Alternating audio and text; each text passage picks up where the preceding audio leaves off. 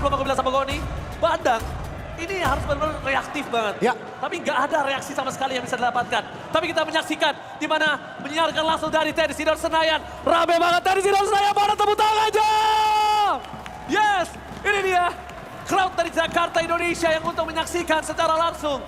Di mana match kedua ini masih menentukan satu tempat di babak semifinal antara Liquid atau Onyx yang akan maju ke babak selanjutnya. Apakah Onyx mampu menyamakan kedudukan 1-1? Atau mungkin TLID, The Cavalries, mereka mampu mendapatkan game yang kedua dengan posisi 2-0. Tanpa berlama-lama lagi, Line of Dawn, here we go. Let's go to the Line of Dawn! Yes, ini dia. Dimana ternyata Widdy, tapi jujur, ini ada salah satu surprise pick yang sangat gue suka. Kenapa? Sama-sama the power of initiator. Ya. Ini sama-sama dia bisa memberikan satu momentum.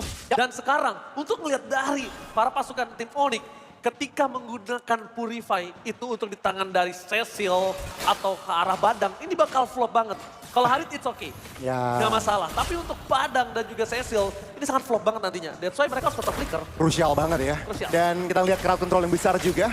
Nggak cuma dari yang Gatot Kaca tadi sempat di-mention Oji, Guinevere. Kita lihat ya tentunya Widdy. Jawhead game-nya menurut aku flawless ya. Terutama ke arah 2-3 fight terakhir dari game yang pertama. Targetingnya tepat, momennya tepat. Apakah dengan Guinevere ini Widdy bisa menjadi poros inisiasi yang sama lagi. Untuk saat ini masih belum ada first blood dan cukup tenang-tenang ada main. Belum ada spell ke trigger, belum ada pergerakan yang signifikan dari kedua tim. Ini jujur ya gue nih, ketika gue ngelihat kondisi dari para pasukan tim Liquid dengan Jawhead tadi, itu sebenarnya gue gak expect untuk dia bisa comeback sih, sulit banget sebenarnya. Tapi ternyata di balik itu semua, the power of Widdy, dia dengan tenangnya bermain dengan agresif. Karena dengan satu statement yang sangat saya setuju lagi sama Profesor KB, kalau misalnya kalian dalam under, memang gamblingnya dimainkannya. Tapi kali ini lihat arah di depan sana, bakal coba mendapatkan satu point kill. Tapi Kairi lebih memaksa ke arah Widdy. Tapi kali ini apakah Favian mampu melakukan take over menuju ke arah sosok dari Turtle Nuki dari tim Onyx? Karena mereka udah standby on position. Favian sudah akan siap dari jauh, mencoba untuk membuka vision. Dan ini dia, Favian is coming! Dan Kairi berhasil mendapatkan Turtle di depan sana berpasukan dari tim Liquid. Mereka menuju ke arah belakang. Sakaratul Maut, Widdy ke arah belakang, ditangkap seorang Ryota. Agresivitas yang tinggi, berhasil mendapatkan first blood. Dan Avatar of Guardian-nya masih miss. But it's okay. Selama di early game seperti ini, dari tadi Onyx memang mendominasi. Dan kita lihat, mereka punya scaling dari Harit yang dimana harus dimanfaatkan early power-nya. Tampaknya mereka bahkan cukup greedy ya Ji ya. Masih mau orange buff-nya dari seorang Favian. Tapi nampaknya Favian dari belakang mencoba untuk target satu point kill transfer Suns. Dan Kimoy langsung unbreakable-nya membuat semua netral. Tapi kalau Kairi yang masuk, ini kasusnya akan berbeda. Kairi punya satu level lebih unggul. Nah, itu yang akan menjadi tantangan untuk Favian tersendiri. Kali ini tentunya kalau kita melihat dari netral objective fight yang pertama, masih cukup dikendalikan oleh Onyx. Ada sedikit maksa dari TLID-nya tadi. Dan sebuah posisi tidur yang cukup tinggi tadi ya, harus dilewati oleh Widdy. Dan akhirnya dia menjadi satu-satunya korban dalam turtle fight tadi. Kembali tempo cukup menurun dan kedua tim ini ya kembali farm, kembali ke arah minions terlebih dahulu. Namun terlihat Ryota ini gangguin farming pattern dari seorang Favian. Sadar kayaknya, dia udah mulai sadar. Permainan dari Ryota ini udah cukup harus lebih agresif dibandingkan di game pertama. Meanwhile, itu sudah ditunjukkan Ryota atau di game yang kedua kali kita menyaksikan rotasinya. Dari tadi kita lihat Aran benar-benar bermain dengan aktif banget. Dan kalau saat ini, melihat orang pasukan dari Onyx, mungkin lebih enak untuk Aran sih. Karena nggak semuanya bisa numbangin Aran. Tapi lihat di depan sana, Ryota bakal coba dipas atau point kill. Dan para pasukan dari Team Liquid berhasil memakan Ryota dengan instan. Untungnya waktunya masih ada kesempatan untuk Ryota bisa balik lagi menuju ke arah Pit Turtle. Sedikitnya informasi, tampaknya berhasil dimanfaatkan oleh tim Liquid. Dan ya Ryota tentunya berhasil diamankan dengan cukup nyaman. Tanpa ya resource mungkin kebuang beberapa namun worth it. Karena kali ini sedikit out of position, kalah. Suns menjadi target utama dari Widdy selalu dari di game yang pertama. Dan ditambah lagi sekarang Suns tidak memiliki Purify. Jadi Suns benar-benar harus berhati-hati. Meanwhile depan sana, Sapero bakal coba di take down. Damage terlalu besar, Summon Force dikeluarkan. Sword skill yang keluar banyak, membuat playing time dari Team Onyx untuk mendapatkan turtle yang kedua dengan flawless. Tanpa ada sedikit pun gangguan sama sekali. Ya cukup banyak informasi, udah tahu udah menggunakan ultimate dari Favian juga, udah nggak ada chance dari tim TLID untuk melakukan take over. Dan lagi, Onyx sudah mendapatkan 2 turtle. Harus berhati-hati di area atas. 4 melawan 3, potensinya mungkin 5 melawan 3. Namun TLID tahu terlalu mengambil resiko, tidak mau mengambil resiko dan ya mereka tidak mau fight terlebih dahulu. Mereka nggak punya punya damage di awal gue nih. Ya. Mereka mau fight mau 4, mau 5 kalau misalnya tiba-tiba Kairi datang. Suyonya owning kayak seperti dua turtle ini. Ya. Ini bakal membuat tim Liquid ID nggak bakal punya kesempatan late game. Ya. That's why kalau yang asumsi aku lihat kali ini para pasukan dari tim Liquid menghindari tim fight besar. Ya. Semaksimal mungkin mereka bermain dengan safe. Tapi udah di menit yang kelima, kata safe untuk di turret yang pertama kayaknya harus benar-benar udah bisa di-dive in oleh Onyx sih. Kayak mereka harus udah lepasin, karena udah gak ada lagi kan sekarang shield dari turretnya. Itu yang dicari angle-nya. Itu yang dicari. Dari Onyx tentunya, opening dengan mungkin Ryota, dengan Keyboy juga. Dan kita lihat TLAD memang benar cukup reaktif dong. Oh, dia remit. Ya, lihat di depan sana, Aran Distraction kembali terjadi. Aran kembali lagi berhasil menjadi satu dua sosok yang mendistract para pasukan dari tim Onyx. Dan sekarang Aran aja kuat, apalagi nanti. Kalau goldnya hanya beda 500 gold seperti ini, Aran akan lebih kuat di arah mid gamenya. Ya, Dan ini harusnya udah dipikirkan oleh Onyx untuk siap-siap. Ya.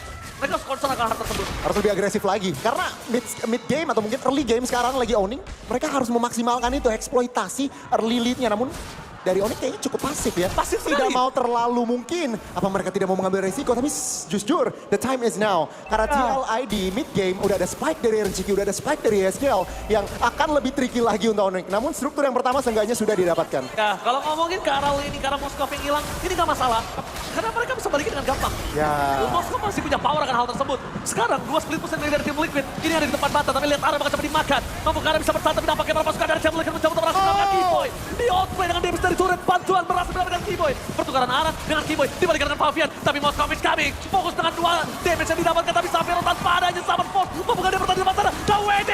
Again! Tanpa adanya Summon Force, Savero gak bisa bertahan. Dan bahkan keuntungan dimiliki Onyx dari 1000 lebih gold hingga 100 perak saja. Dibayar lunas. Lunas oleh total. Tim Liquid. Dan kali ini Aaron Chiki timingnya benar-benar luar biasa. Dia SOD-nya connect, masuk ke dalam bush sehingga apa? Free hit. Damage-nya berasa oleh Onyx dan ini yang kita bahas mid game. Ini nggak bisa dipandang sebelah mata. Damage dari Aaron Chiki dan juga Yeskel. Dan ingat, ini belum full spike dari seorang Moskov. Baru 2 item aja udah seperti itu dampaknya dan kita lihat Keyboy nggak boleh overextend di sini. Dan 2 itemnya dia maksimalkan dari corrosion side dulu. Yang tandanya dia akan lebih fokus ke arah farming. Ya. Dia akan lebih fokus ke arah farming ketimbang team fight. That's why tadi ketika satu Spear of Distraction yang menyangkut, ini dari sosok seorang Iron Siki, dia calculate dulu. Kalau gua masuk, worth it gak? Tapi ternyata totally worth it. Sangat karena awalnya Aran terpick off namun nggak masalah. Mereka bisa berhasil mengamankan 2 member lagi. Gak sih distraction. Distraction. Dan That's oke, it. Onyx harus berhati nih, harus berhati-hati karena targeting. Ya oke, pincangin satu nggak masalah. Tapi apa follow up-nya? Kalau Yes. pincangin hanya Aran terus menerus, tentunya nggak worth it. Namun dengan struktur di area tengah ini udah hancur, ini sangat-sangat worth it. Itu yang diinginkan sama tim Liquid. Oh. Masalahnya Aran emang ditaruh untuk itu. Aran akan coba dipakai tapi depan sana Keyboy menjadi target utama. Damage terlalu besar. Winnie bakal coba dipasang untuk point kill tapi nampaknya damage dari seorang Farsi. Yes, kill kan bisa melakukan following up. Meanwhile, permasukan dari tim Liquid ini. Mereka termakan 2 point kill dan Savero. Salah satu sosok yang dibilang akan menjadi top 3 di ESL kali ini. Benar-benar menunjukkan kualitasnya bahkan Iron Seki. Nowhere to run.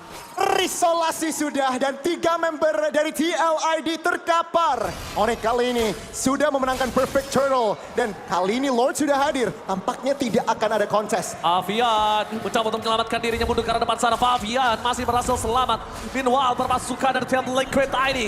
Mereka harus benar-benar membuktikan kalau mereka bisa melakukan defensif dengan 2.400 gold seperti ini.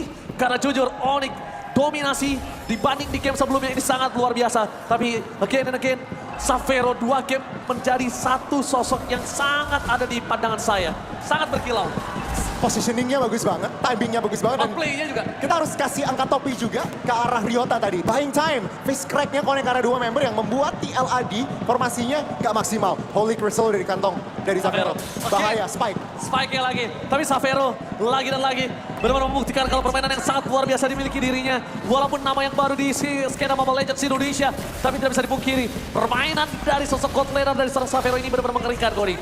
Ini nggak bisa kita pungkiri loh, Goni. Ya, dan ini membuat tentunya confidence, percaya diri lagi. Dan kita lihat apakah dengan kepercayaan diri ini Onyx bisa kali ini di game kedua kali ini bisa menutup gamenya. Favian, no Pinnacle Ninja, dan Savero versus everybody.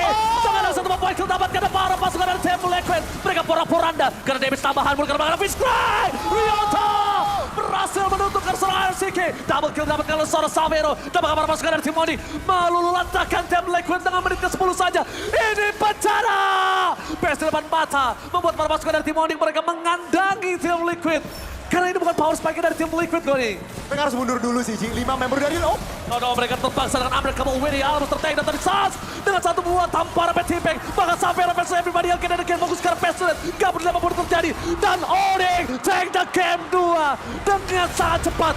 Sang Raja Langit mengamuk. mereka menolak kalah kembali.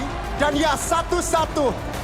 Ladies and gentlemen, kita melihat Gila. Onyx terlalu tajam kali ini di game yang kedua. Terlalu ganas. Terlalu